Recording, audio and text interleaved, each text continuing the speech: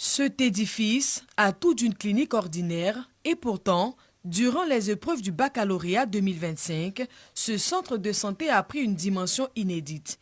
Il est devenu un centre de composition. La raison, parmi ses patients figurait un candidat pas comme les autres, Mital Karama, un jeune élève atteint d'une pathologie rare, l'hyperfatigabilité. Nous avons formé une équipe autour d'un élève qui est malade, qui souffre d'une pathologie rare. Il souffre d'une hypersomnie, d'une hyperfatigabilité, il se fatigue rapidement et il souffre d'une neuropathie inflammatoire. Ses jambes ne fonctionnent pas, donc il est dans une chaise roulante.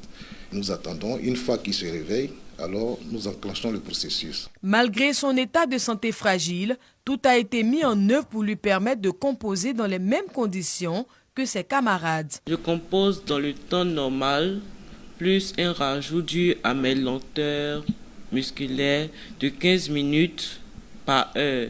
Karama n'était pas un cas isolé. Pour cette session 2025, 6 cas particuliers ont été pris en compte dans le guide de gestion des candidats en situation de handicap. Nous avons reçu l'instruction du président de la République de ne laisser aucun enfant de côté.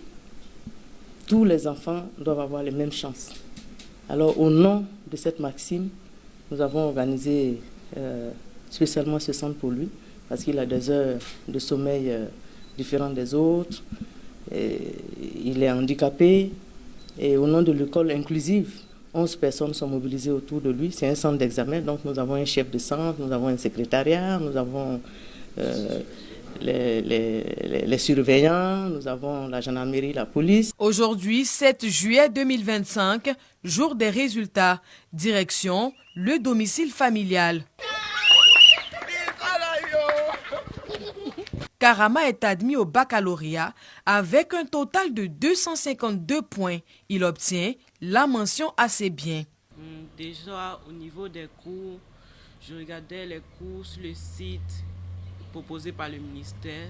Puis, je demandais à mes camarades d'école de scanner les cours pour me les envoyer s'ils étaient disponibles. Ensuite, par la grâce de Dieu, maman a pu engager des professeurs particuliers pour me suivre à mes heures de réveil, en présentiel ou en ligne.